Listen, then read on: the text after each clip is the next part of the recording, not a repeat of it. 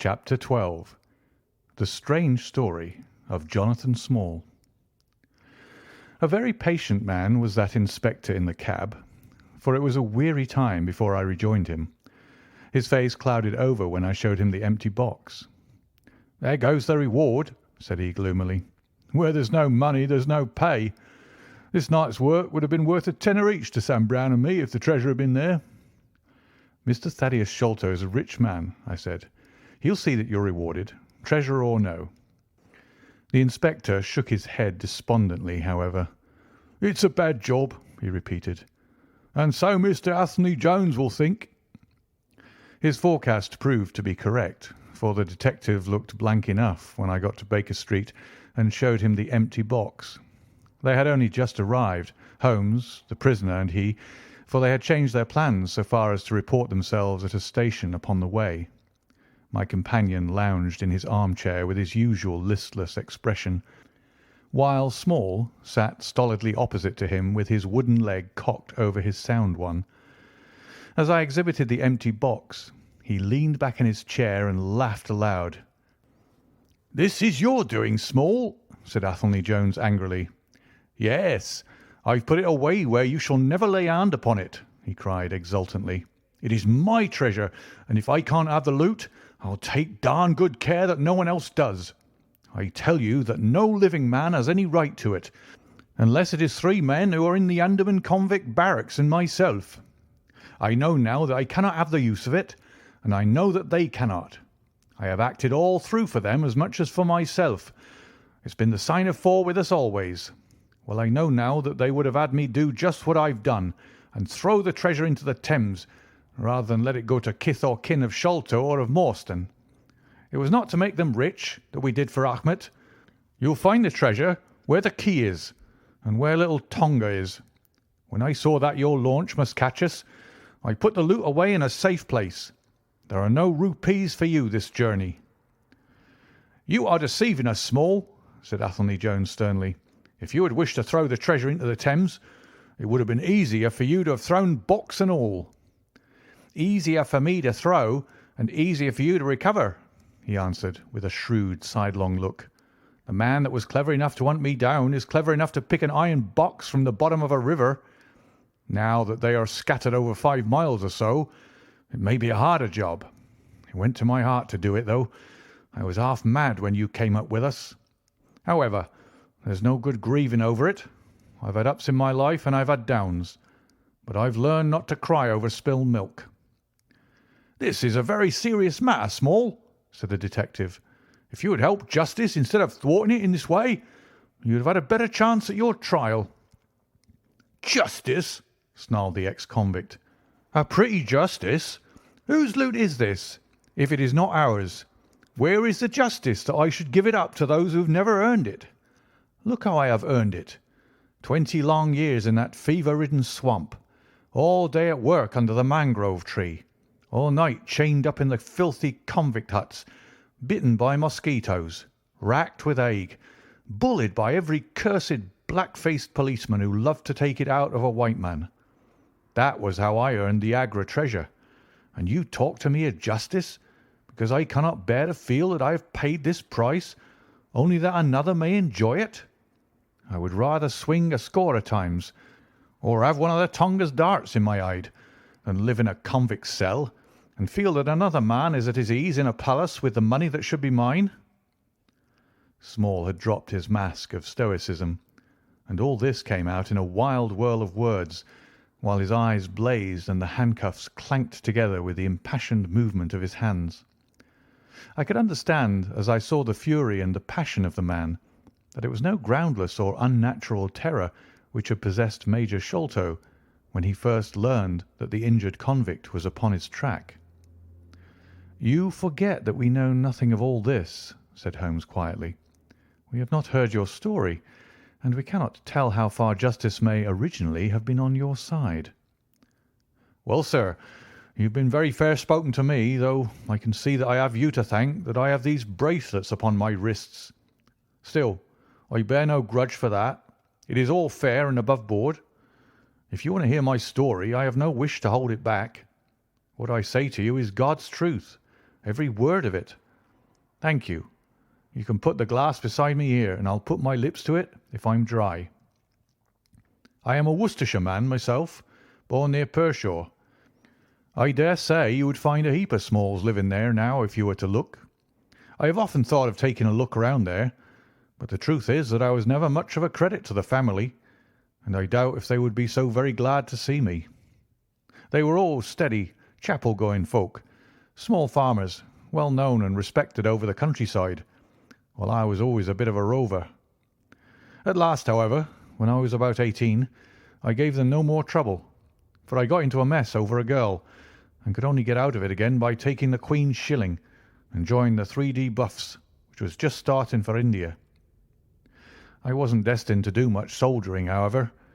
I just got past the goose step and learned to handle my musket when I was fool enough to go swimming in the Ganges. Luckily for me, my company sergeant, John Alder, was in the water at the same time, and he was one of the finest swimmers in the service. A crocodile took me, just as I was halfway across, and nipped off my right leg as clean as a surgeon would have done, just above the knee. What with the shock and the loss of blood, I fainted, and should have drowned if Holder had not caught hold of me and paddled for the bank. I was 5 months in hospital over it, and when at last I was able to limp out of it with this timber toe strapped to my stump, I found myself invalided out of the army and unfitted for any active occupation. I was, as you can imagine, pretty down on my luck at this time, for I was a useless cripple, though not yet in my 20th year. However, my misfortune soon proving to be a blessing in disguise, a man named Ablewhite, who had come out there as an indigo planter, wanted an overseer to look after his coolies and keep them up to their work. He'd happened to be a friend of our colonel's, who had taken to an interest in me since the accident. To make a long story short, the colonel recommended me strongly for the post, and as the work was mostly to be done on horseback, my leg was no great obstacle, for I had enough knee left to keep good grip on the saddle. What I had to do was to ride over the plantation, to keep an eye on the men as they worked, and to report the idlers. The pay was fair, I had comfortable quarters, and altogether I was content to spend the remainder of my life in indigo planting. Mr. Ablewhite was a kind man, and he would often drop into my little shanty and smoke a pipe with me, for white folk out there feel their hearts warm to each other as they never do here at home. Well, I was never in luck's way long. Suddenly, without a note of warning, the Great Mutiny broke upon us. 1 month, India lay as still and peaceful to all appearance as Surrey and Kent. The next, there were 200,000 black devils let loose, and the country was a perfect hell. Of course, you know all about it, gentlemen. A deal more than I do, very like, since reading is not in my line. I only know what I saw with my own eyes. Our plantation was at a place called Muttra, near the border of the northwest provinces.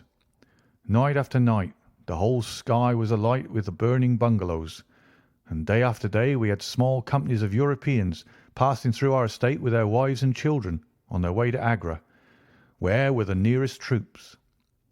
Mr. Ablewhite was an obstinate man. He had it in his head that the affair had been exaggerated, and that it would blow over as suddenly as it had sprung up. There he sat on his veranda, drinking whisky pegs and smoking cheroots, while the country was in a blaze about him. Of course, we stuck by him, I and Dawson, who with his wife used to do the bookwork and the managing. Well, one fine day the crash came.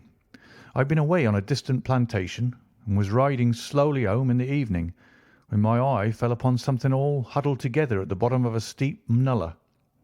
I rode down to see what it was, and the cold struck through my heart when I found it was Dawson's wife, all cut into ribbons and half eaten by jackals and native dogs.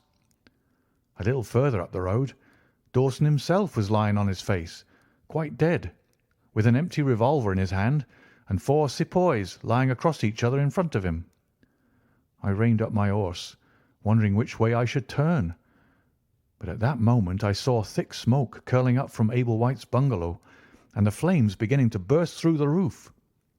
I knew then that I could do my employer no good, but would only throw my own life away if I meddled in the matter. From where I stood, I could see hundreds of the black fiends, with their red coats still on their backs, dancing and howling round the burning house. Some of them pointed at me, and a couple of bullets sang past my head. So I broke away across the paddy fields and found myself late at night safe within the walls at Agra. As it proved, however, there was no great safety there either. The whole country was up like a swarm of bees. Wherever the English could collect in little bands, they held just the ground that their guns commanded. Everywhere else they were helpless fugitives. It was a fight of the millions against the hundreds, and the cruellest part of it was that these men that we fought against, foot, horse, and gunners, were our own picked troops, whom we had taught and trained, handling our own weapons and blowing our own bugle calls. At Agra there were the 3D Bengal Fusiliers, some Sikhs, 2 troops of horse, and a battery of artillery. A volunteer corps of clerks and merchants had been formed, and this I joined, wooden leg and all. We went out to meet the rebels at Shah Gunj early in July, and we beat them back for a time, but our powder gave out, and we had to fall back upon the city. Nothing but the worst news came to us from every side, which is not to be wondered at, for if you look at the map, you will see that we were right in the heart of it. Lucknow is rather better than 100 miles to the east, and Cawnpore about as far to the south. For every point on the compass there was nothing but torture and murder and outrage. The city of Agra is a great place, swarming with fanatics and fierce devil worshippers of all sorts. Our handful of men were lost among the narrow winding streets. Our leader moved across the river, therefore, and took up his position in the old fort at Agra. I don't know if any of you gentlemen have ever read or heard anything of that old fort. It is a very queer place, the queerest that ever I was in, and I have been in some rum corners too. First of all, it is enormous in size. I should think that the enclosure must be acres and acres. There is a modern part, which took all our garrison, women, children, stores, and everything else, with plenty of room over. But the modern part is nothing like the size of the old quarter, where nobody goes, and which is given over to the scorpions and the centipedes. It is all full of great deserted halls, and winding passages, and long corridors, twisting in and out, so that it is easy enough for folk to get lost in it. For this reason, it was seldom that anyone went into it, though now and again a party with torches might go exploring. The river washes along the front of the old fort, and so protects it. But on the sides and behind there are many doors, and these had to be guarded, of course, in the old quarter as well as in that which was actually held by our troops. We were short-handed, with hardly men enough to man the angles of the building, and to serve the guns. It was impossible for us, therefore, to station a strong guard at every one of the innumerable gates. What we did was to organize a central guardhouse in the middle of the fort, and to leave each gate under the charge of one white man and 2 or 3 natives. I was selected to take charge during certain hours of the night of a small isolated door upon the southwest side of the building. 2 Sikh troopers were placed under my command, and I was instructed, if anything went wrong, to fire my musket, when I might rely upon help coming at once from the central guard. As the guard was a good 200 paces away, however, and as the space between was cut up into a labyrinth of passages and corridors, I had great doubts as to whether they could arrive in time to be of any use in case of an actual attack. Well, I was pretty proud at having a small command given me, since I was a raw recruit, and a game-legged one at that. For 2 nights I kept the watch with my Punjabis. They were tall, fierce-looking chaps, Mahomet Singh and Abdullah Khan by name, both old fighting men, who had borne arms against us at Chilianwalla. They could talk English pretty well, but I could get little out of them. They preferred to stand together and jabber all night in their queer Sikh lingo. For myself, I used to stand outside the gateway, looking down on the broad winding river and on the twinkling lights of the great city. The beating of the drums, the rattle of the tom-toms, and the yells and howls of the rebels, drunk with opium and with bang, were enough to remind us all night of our dangerous neighbours across the stream. Every 2 hours the officer of the night used to come round to all the posts to make sure that all was well. The 3rd night of my watch was dark and dirty, with a small driving rain. It was dreary work standing in the gateway, hour after hour, in such weather. I tried again and again to make my Sikhs talk, but without much success. At 2 in the morning the rounds passed and broke for a moment the weariness of the night.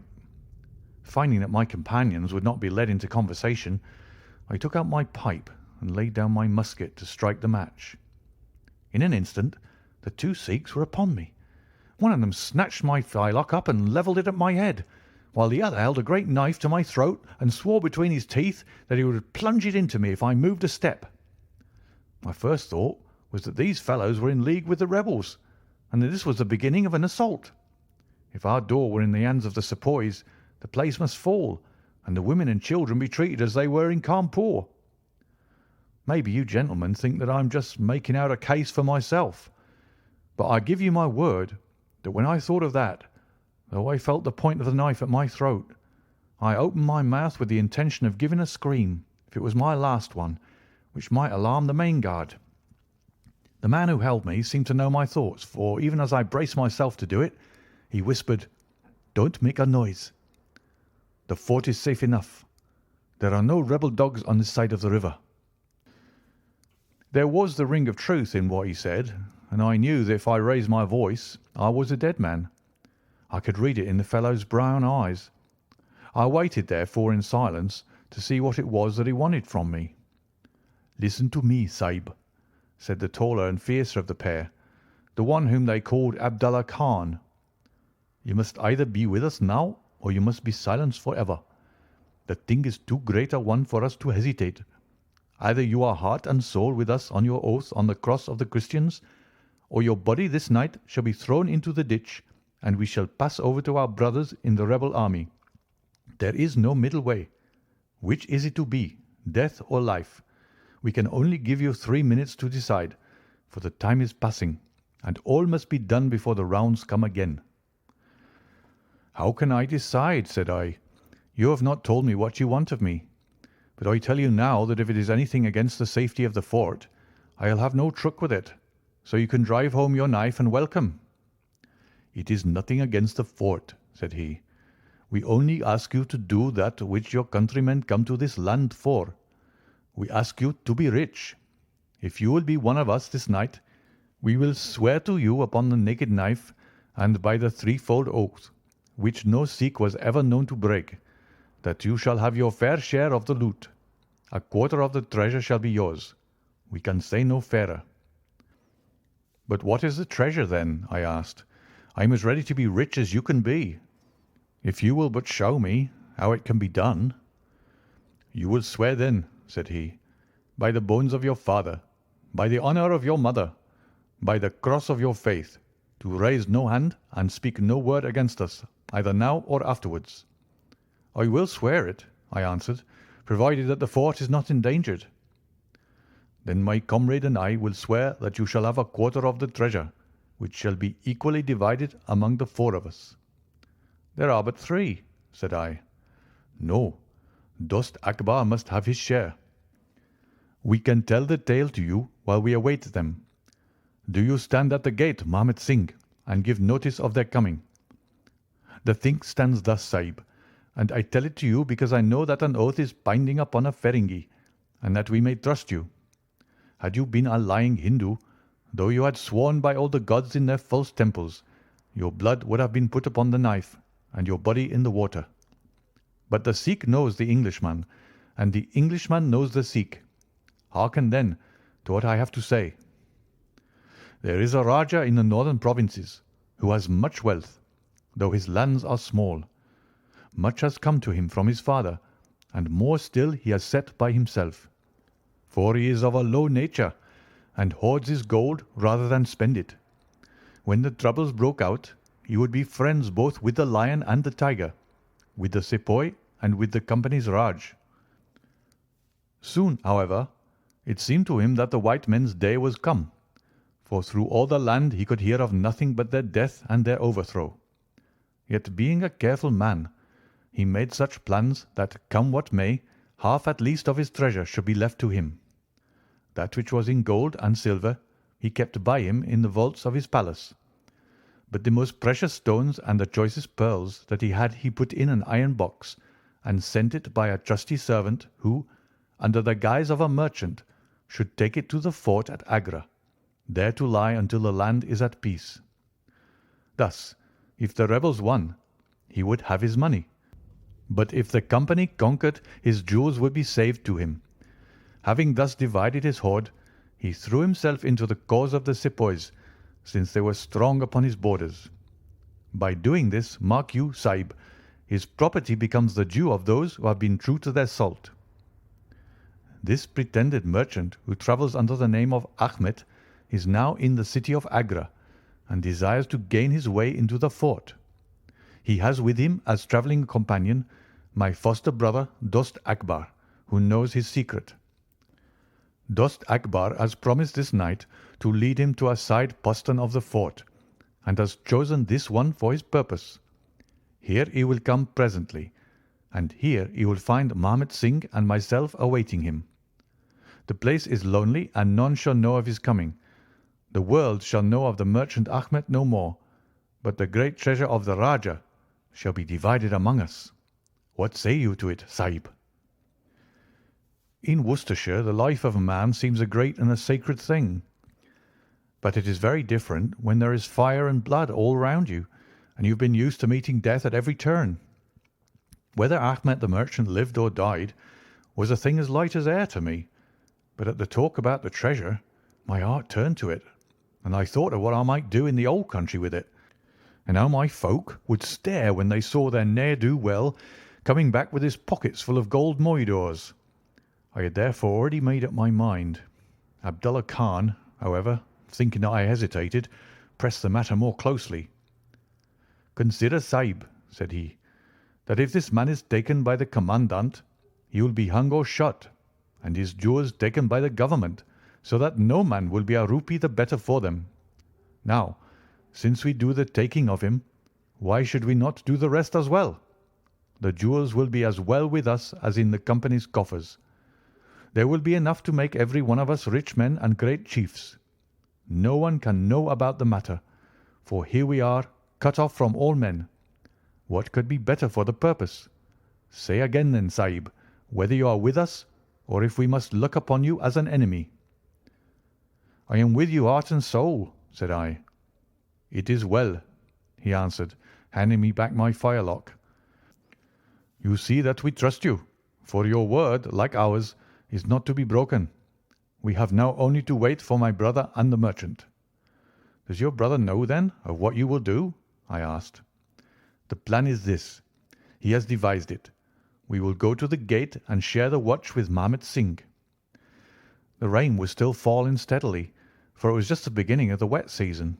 Brown, heavy clouds were drifting across the sky, and it was hard to see more than a stone cast. A deep moat lay in front of our door, but the water was in places nearly dried up, and it could easily be crossed. It was strange to me to be standing there with these two wild Punjabis waiting for the man who was coming to his death. Suddenly my eye caught the glint of a shaded lantern at the other side of the moat. It vanished among the mound heaps, and then appeared again, coming slowly in our direction. "Here they are!" I exclaimed. "You will challenge him, Sahib, as usual," whispered Abdullah. "Give him no cause for fear. Send us in with him, and we shall do the rest while you stay here on guard. Have the lantern ready to uncover, that we may be sure that it is indeed the man." The light had flickered onwards, now stopping and now advancing, until I could see two dark figures upon the other side of the moat. I let them scramble down the sloping bank, splash through the mire, and climb halfway up to the gate before I challenged them. "Who goes there?" said I in a subdued voice. "Friends," came the answer. I uncovered my lantern and threw a flood of light upon them. The first was an enormous Sikh with a black beard which swept nearly down to his cummerbund. Outside of a show I had never seen so tall a man. The other was a little fat round fellow with a great yellow turban and a bundle in his hand, done up in a shawl. He seemed to be all in a quiver with fear, for his hands twitched as if he had the ague, and his head kept turning to the left and right with two bright little twinkling eyes like a mouse when he ventures out from his hole. gave me the chills to think of killing him, but I thought of the treasure, and my heart set as hard as a flint within me. When he saw my white face he gave a little chirrup of joy and came running up towards me. "Your protection, Sahib," he panted. "Your protection for the unhappy merchant Ahmed. I have travelled across Rajputana that I might seek the shelter of the fort at Agra. I have been robbed and beaten and abused because I have been the friend of the company. It is a blessed night this when I am once more in safety, I and my poor possessions." "What have you in the bundle?" I asked. "An iron box," he answered, "which contains one or two little family matters which are of no value to others, but which I should be sorry to lose. Yet I am not a beggar, and I shall reward you, young Sahib, and your governor also, if you would give me the shelter I ask." I could not trust myself to speak longer with the man. The more I looked at his fat, frightened face, the harder did it seem that we should slay him in cold blood. It was best to get it over. "Take him to the main guard," said I.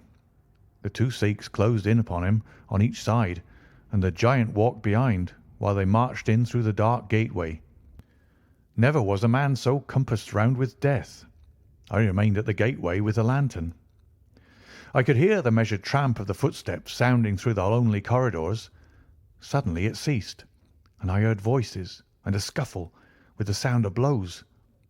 A moment later there came, to my horror, a rush of footsteps coming in my direction, with the loud breathing of a running man.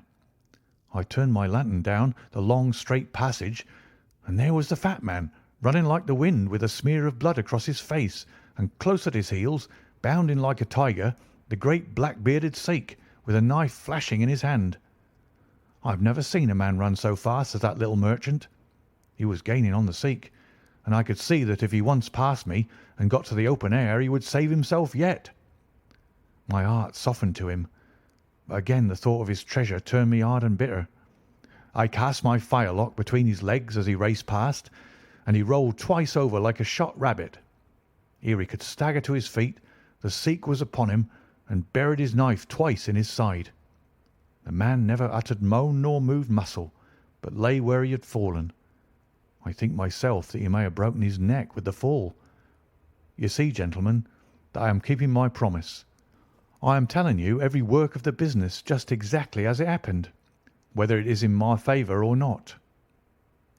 He stopped and held out his manacled hands for the whisky and water which Holmes had brewed for him. For myself, I confess that I had now conceived the utmost horror of the man, not only for this cold-blooded business in which he had been concerned, but even more for the somewhat flippant and careless way in which he narrated it. Whatever punishment was in store for him, I felt that he might expect no sympathy from me. Sherlock Holmes and Jones sat with their hands upon their knees, deeply interested in the story, but with the same disgust written upon their faces. He may have observed it, for there was a touch of defiance in his voice and manner as he proceeded. "It was all very bad, no doubt," said he. "I should like to know how many fellows in my shoes would have refused a share of this loot when they knew that they would have their throats cut for their pains. Besides, it was my life or his when once he was in the fort. If he had got out, the whole business would come to light, and I should have been court-martialed and shot as likely as not, for people were not very lenient at a time like that." "Go on with your story," said Holmes shortly. "Well, we carried him in, Abdullah Akbar and I. A fine weight he was, too, for all that he was so short. Mahomet Singh was left to guard the door. We took him to a place which Sikhs had already prepared. It was some distance off, where a winding passage leads to a great empty hall, the brick walls of which were all crumbling to pieces. The earth floor had sunk in at one place, making a natural grave, so we left Ahmed the merchant there, having first covered him over with loose bricks. This done, we all went back to the treasure. It lay where he had dropped it when he was first attacked. The box was the same which now lies upon the table. A key was hung by a silken cord to that carved handle upon the top. We opened it, and the light of the lantern gleamed upon a collection of gems such as I have read of and thought about when I was a little lad at Pershore. It was blinding to look upon them. When we had feasted our eyes, we took them all out and made a list of them. They were 143 diamonds of the first water, including one which was called, I believe, the Great Mogul, and is said to be the second largest stone in existence. Then there were 97 very fine emeralds and 170 rubies, some of which, however, were small. There were 40 carbuncles, 210 sapphires, 61 agates, and a great quantity of beryls, onyxes, cat's eyes, turquoises, and other stones, the very names of which I did not know at the time, though I have become more familiar with them since. Besides this, there were nearly 300 very fine pearls, 12 of which were set in a gold coronet. By the way, these last had been taken out of the chest and were not there when I recovered it. After we had counted our treasure, we put them back into the chest and carried them to the gateway to show them to Marmot Singh. Then we solemnly renewed our oath to stand by each other and be true to our secret. We agreed to conceal our loot in a safe place until the country should be at peace again, and then to divide it equally among ourselves. There was no use dividing it at present, for if gems of such value were found upon us, it would cause suspicion, and there was no privacy in the fort nor any place where we could keep them. We carried the box, therefore, into the same hall where we buried the body, and there, under the certain bricks in the best preserved wall, we made a hollow and put our treasure. We made careful note of the place, and next day I drew 4 plans, one for each of us, and put the sign of the 4 of us at the bottom, for we had sworn that we should each always act for all, so that none might take advantage. That is an oath that I can put my hand to my heart and swear that I have never broken. Well, there's no use my telling you, gentlemen, what came of the Indian mutiny. After Wilson took Delhi and Sir Colin relieved Lucknow, the back of the business was broken. Fresh troops came pouring in, and Nana Sahib made himself scarce over the frontier. A flying column under Colonel Greathead came round to Agra and cleared the Pandys away from it. Peace seemed to be settling upon the country, and we 4 were beginning to hope that the time was at hand when we might safely go off with our shares of the plunder. In a moment, however, our hopes were shattered by our being arrested as the murderers of Achmet. It came about in this way. When the Rajah put his jewels into the hands of Achmet, he did it because he knew that he was a trusty man. They are suspicious folk in the East, however, so what does this Rajah do but take a second, even more trusty servant and set him to play the spy upon the first? This second man was ordered never to let Achmet out of his sight, and he followed him like his shadow. He went after him that night and saw him pass through the doorway. Of course, he thought he'd taken refuge in the fort, and applied for admission there himself next day, but couldn't find no trace of Achmet. This seemed to him so strange that he spoke about it to a sergeant of guards, who brought it to the ears of the commandant. A thorough search was quickly made, and the body was discovered. Thus, at the very moment that we thought that all was safe, we were all 4 seized and brought to trial on a charge of murder. 3 of us, because we had held the gate that night, and the 4th because he was known to have been in the company of the murdered man. Not a word about the jewels came out at the trial, for the Rajah had been deposed and driven out of India, so no one had any particular interest in them. The murder, however, was clearly made out, and it was certain that we must all have been concerned in it. The 3 Sikhs got penal servitude for life, and I was condemned to death, though my sentence was afterwards commuted into the same as the others. It was rather a queer position that we found ourselves in then. There we were all 4 tied by the leg and with precious little chance of ever getting out again, while we each held a secret which might have put each of us in a palace if we could only have made use of it. It was enough to make a man eat his heart out to have to stand the kick and the cuff of every petty jack in office, to have rice to eat and water to drink, when that gorgeous fortune was ready for him outside, just waiting to be picked up. It might have driven me mad, but I was always a pretty stubborn one, so I just held on and bided my time. At last it seemed to me to have come. I was changed from Agra to Madras, and from there to Blair Island in the Andamans. There are very few white convicts at this settlement, and as I had behaved well from the first, I soon found myself a sort of privileged person.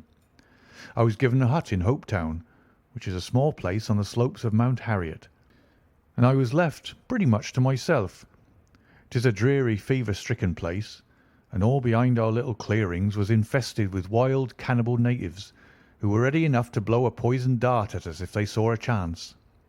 There was digging and ditching and yam planting, and a dozen other things to be done. So we were busy enough all day, though in the evening we had a little time to ourselves. Among other things, I learned to dispense drugs for the surgeon, and picked up a smattering of his knowledge. All the time I was on the lookout for a chance of escape, but it's hundreds of miles from any other land, and there's a little or no wind in those seas, so it was a terribly difficult job to get away. The surgeon, Dr. Somerton, was a fast, sporting young chap, and the other young officers would meet in his rooms of an evening and play cards. The surgery, where I used to make up my drugs, was next to his sitting room, with a small window between us. Often, if I felt lonesome, I used to turn out the lamp in the surgery, and then, standing there, I could hear their talk and watch their play. I'm fond of a hand at cards myself, and it was almost as good as having one to watch the others. There was Major Sholto, Captain Morstan, and Lieutenant Bromley Brown, who were in command of the native troops, and there was the surgeon himself, and 2 or 3 prison officials, crafty old hands who played a nice, sly, safe game. A very snug little party they used to make. Well, there was one thing which very soon struck me, and that was that the soldiers used always to lose and the civilians to win. Mind, I don't say that there was anything unfair, but so it was. These prison chaps had done little else than play cards ever since they had been at the Andamans, and they knew each other's game to a point, while the others just played to pass the time and threw their cards down anyhow. Night after night, the soldiers got up poorer men, and the poorer they got, the more keen they were to play. Major Sholto was the hardest hit. He used to pay in notes and gold at first, but soon it came to notes of hand and for big sums. He sometimes would win for a few deals, just to give him heart, and then the luck would get set in against him worse than ever. All day he would wander about as black as thunder, and he took to drinking a good deal more than was good for him. One night he lost even more heavily than usual. I was sitting in my hut when he and Captain Morstan came stumbling along on the way to their quarters. They were bosom friends, those two, and never far apart. The Major was raving about his losses. "It's all up, Morstan," he was saying, as they passed my hut. "I shall have to send in my papers. I am a ruined man." "Nonsense, old chap," said the other, slapping him upon the shoulder. "I've had a nasty facer myself, but—" That was all I could hear, but it was enough to set me thinking. A couple of days later, Major Sholto was strolling on the beach, so I took the chance of speaking to him. "I wish to have your advice, Major," said I. "Well, Small, what is it?" he asked, taking his cheroot from his lips. "I wanted to ask you, sir," said I, "who is the proper person to whom hidden treasure should be handed over? I know where £500,000 worth lies, and as I cannot use it myself, I thought perhaps the best thing I could do would be to hand it over to the proper authorities, and then perhaps they would get my sentence shortened for me." "£500,000, Small?" he gasped, looking hard at me to see if I was in earnest. "Quite that, sir, in jewels and pearls. It lies there ready for anyone, and the queer thing about it is that the real owner is outlawed and cannot hold property, so that it belongs to the first comer." "To government, Small," he stammered, "to government." But he said it in a halting fashion, and I knew in my heart that I had got to him. "You think then, sir, that I should give the information to the Governor-General?" said I quietly. Well, you must not do anything rash, or that you might repent. Let me hear all about it, Small. Give me the facts." I told him the old story, with small changes so that he could not identify the places. When I had finished, he stood stock still and full of thought. I could see by the twitch of his lip that there was a struggle going on within him. "This is a very important matter, Small," he said at last. "You must not say a word to anyone about it, and I shall see you again soon." 2 nights later, he and his friend Captain Morstan came to my hut in the dead of the night with a lantern. "I want you just to let Captain Morstan hear that story from your own lips, Small," said he. I repeated it as I had told it before. "It rings true, eh?" said he. "It's good enough to act upon." Captain Morstan nodded. "Look here, Small," said the Major. "We've been talking it over, my friend here and I, and we've come to the conclusion that this secret of yours is hardly a government matter after all, but is a private concern of your own, which of course you have the power of disposing of as you think best. Now, the question is, what price would you ask for it? We might be inclined to take it up and at least look into it, if we could agree as to terms." He tried to speak in a cool, careless way, but his eyes were shining with excitement and greed. "Why, as to that, gentlemen," I answered, trying also to be cool, but feeling as excited as he did, "there is only one bargain which a man in my position can make. I shall want you to help me to my freedom, and to help my 3 companions to theirs. We shall then take you into partnership and give you a 5th share to divide between you." Said he. "A 5th share. That is not very tempting." "It would come to 50,000 apiece," said I. "But how can we gain your freedom? You know very well that you ask an impossibility." "Nothing of the sort," I answered. "I've thought it all out to the last detail. The only bar to our escape is that we can get no boat fit for the voyage, and no provisions to last us for so long a time. There are plenty of little yachts and yawls at Calcutta or Madras which would serve our turn well. Do you bring one over? We shall engage to get aboard her by night, and if you will drop us on any part of the Indian coast, you'll have done your part of the bargain." "If there were only one," he said. "None or all," I answered. "We have sworn it. The 4 of us must always act together." "You see, Morstan," said he, "Small is a man of his word. He does not flinch from his friend. I think we may very well trust him." "It's a dirty business," the other answered. "Yet, as you say, the money would save our commissions handsomely."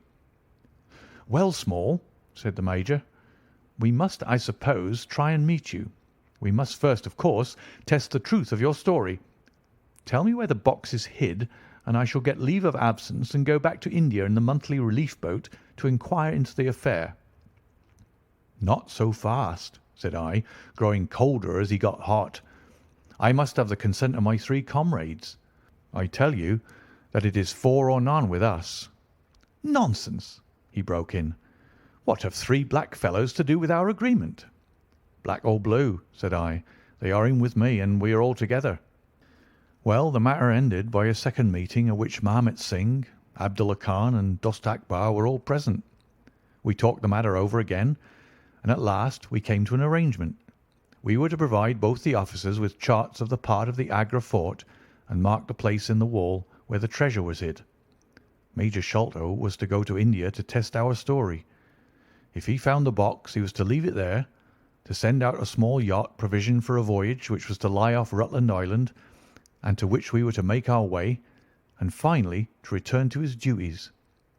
Captain Morstan was then to apply for leave of absence, to meet us at Agra, and there we were to have a final division of the treasure, he taking the Major's share as well as his own. All this we sealed by the most solemn oaths that the mind could think or the lips utter. I sat up all night with paper and ink, and by the morning I had the 2 charts all ready, signed with the sign of 4. That is, of Abdullah, Akbar, Mahomet, and myself.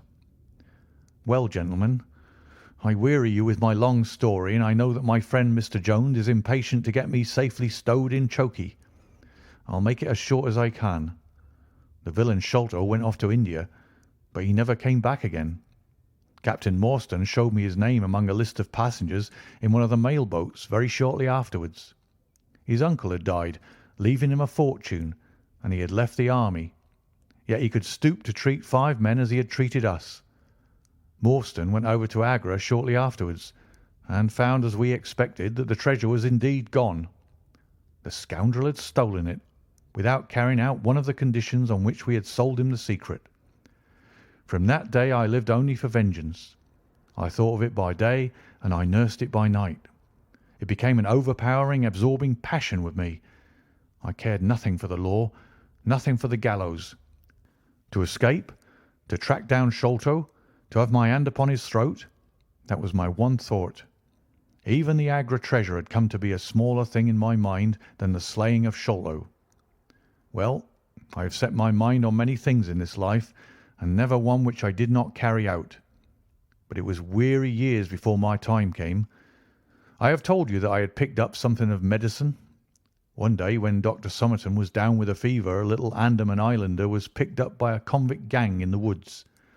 He was sick to death, and had gone to a lonely place to die. I took him in hand, though he was as venomous as a young snake, and after a couple of months I got him all right and able to walk. He took a kind of fancy to me then, and would hardly go back to his woods, but was always hanging about my hut. I learned a little of his lingo from him, and this made him all the fonder of me. Tonga, for that was his name, was a fine boatman, and owned a big, roomy canoe of his own. When I found out that he was devoted to me, and would do anything to serve me, I saw my chance of escape. I talked it over with him. He was to bring his boat round on a certain night to an old wharf which was never guarded, and there he was to pick me up. I gave him directions to have several gourds of water and a lot of yams, cocoa nuts, and sweet potatoes. He was stanch and true, was little Tonga. No man ever had a more faithful mate. At the night named he had his boat at the wharf. As it chanced, however, there was one of the convict guard down there, a vile Pathan, who had never missed a chance of insulting and injuring me. I had always vowed vengeance, and now I had my chance. It was as if fate had placed him in my way that I might pay my debt before I left the island. He stood on the bank with his back to me and his carbine on his shoulder.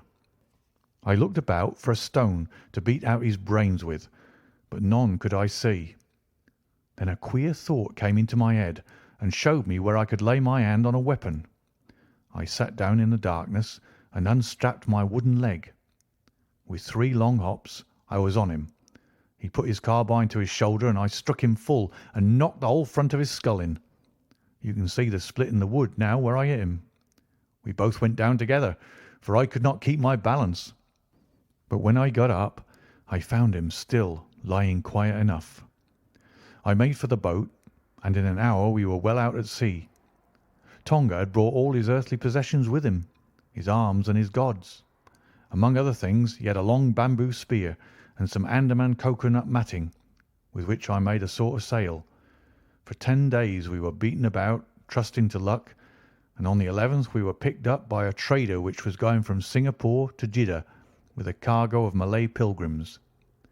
They were a rum crowd, and Tonga and I soon managed to settle down among them. They had one very good quality. They let you alone and asked no questions. Well, if I were to tell you all the adventures that my little chum and I went through, you would not thank me, for I would have you here until the sun was shining.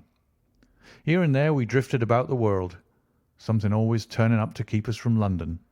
All the time, however, I never lost sight of my purpose. I would dream of Sholto at night. 100 times I have killed him in my sleep. At last, however, some 3 or 4 years ago, we found ourselves in England.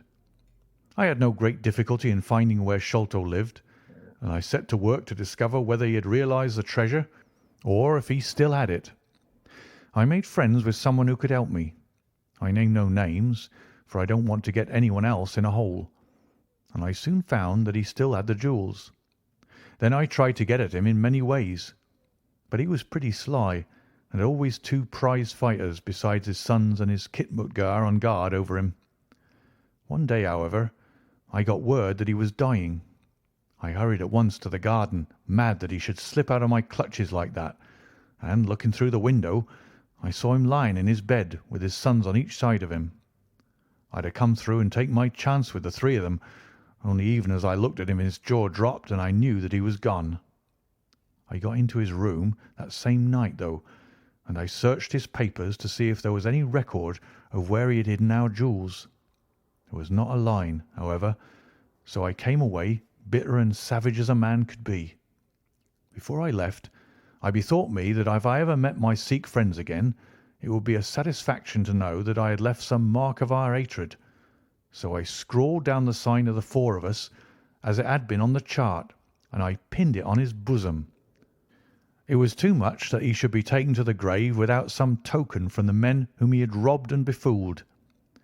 We earned a living at this time by my exhibiting poor Tonga at fairs and other such places as the Black Cannibal. He would eat raw meat and dance his war dance, so he always had a handful of pennies after a day's work. I still heard all the news from Pondicherry Lodge, and for some years there was no news to hear, except that they were hunting for the treasure. At last, however, came what we had waited for so long. The treasure had been found. It was up at the top of the house, in Mr. Bartholomew Sholto's chemical laboratory. I came at once and had a look at the place, but I could not see how with my wooden leg I was to make my way up to it. I learned, however, about a trapdoor in the roof, and also about Mr. Sholto's supper hour. It seemed to me that I could manage the thing easily through Tonga. I brought him out with me with a long rope wound around his waist. He could climb like a cat, and he soon made his way through the roof. But as ill luck would have it, Bartholomew Sholto was still in the room to his cost. Tonga thought he had done something very clever in killing him, for when I came up by the rope, I found him strutting about as proud as a peacock. Very much surprised was he when I made at him with the rope's end and cursed him for a little bloodthirsty imp. I took the treasure box and let it down, and then slid down myself, having first left the sign of the four upon the table, to show that the jewels had come back at last to those who had most right to them. Tonga then pulled up the rope, closed the window, and made off the way that he had come. I don't know that I have anything else to tell you. I had heard a waterman speak of the speed of Smith's launch, the Aurora, so I thought she would be a handy craft for our escape. I engaged with old Smith and was to give him a big sum if he got us safe to our ship. He knew, no doubt, that there was some screw loose, but he was not in our secrets. All this is the truth, and if I tell it to you, gentlemen, it is not to amuse you, for you have not done me a very good turn, but it is because I believe the best defence I can make is just to hold back nothing, but let all the world know how badly I have myself been served by Major Sholto, and how innocent I am of the death of his son." "A very remarkable account," said Sherlock Holmes. "A fitting wind-up to an extremely interesting case. There is nothing at all new to me in the latter part of your narrative, except that you brought your own rope. That I did not know. By the way, I had hoped that Tonga had lost all his darts, yet he managed to shoot one at us in the boat." "He had lost them all, sir, except one which was in his blowpipe at the time." "Ah, of course," said Holmes. "I had not thought of that." "Is there any other point which you would like to ask about?" asked the convict affably. "I think not, thank you," my companion answered. "Well, Holmes," said Athelney Jones, "you are a man to be humoured, and we all know that you are a connoisseur of crime. But duty is duty, and I have gone rather far in doing what you and your friend asked me. I shall feel more at ease when we have our storyteller here safe under lock and key. The cab still waits, and there are 2 inspectors downstairs. I am much obliged to you both for your assistance. Of course, you will be wanted at the trial. Good night to you." "Good night, gentlemen both," said Jonathan Small. "You first, Small," remarked the wary Jones as they left the room. "I'll take particular care that you don't club me with your wooden leg, whatever you may have done to the gentleman at the Andaman Isles." "Well, and there's the end of our little drama," I remarked, after we had sat some time smoking in silence. "I fear that it may be the last investigation in which I shall have the chance of studying your methods. Miss Morstan has done me the honour to accept me as a husband in prospective." He gave me a most dismal groan. "I feared as much," said he. "I really cannot congratulate you." I was a little hurt. "Have you any reason to be dissatisfied with my choice?" I asked. "Not at all. I think she is one of the most charming young ladies I have ever met, and might have been most useful in such work as we have been doing. She had a decided genius that way. Witness the way in which she preserved that Agra plan from all the other papers of her father. But love is an emotional thing, and whatever is emotional is opposed to that true, cold reason which I place above all things. I should never marry myself, lest I bias my judgment." "I trust," said I, laughing, "that my judgment may survive the ordeal. But you look weary." "Yes, the reaction is already upon me. I shall be as limp as a rag for a week." "Strange," said I, "how terms of what in another man I should call laziness alternate with your fits of splendid energy and vigour." "Yes," he answered, "there are in me the makings of a very fine loafer, and also of a pretty spry sort of fellow. I often think of those lines of old Goethe: Schade, dass die Natur nur einen Mensch aus dir schuf, denn zum würdigen Mann war und zum Schelmen der Stoff. By the way, apropos of this Norwood business, you see that they had, as I surmised, a confederate in the house, who could be none other than Lal Rao, the butler. So Jones actually has the undivided honour of having caught one fish in his great haul." "The division seems rather unfair," I remarked. "You have done all the work in this business. I get a wife out of it. Jones gets the credit. Pray, what remains for you?" "For me," said Sherlock Holmes, "there still remains the cocaine bottle." And he stretched his long white hand up for it.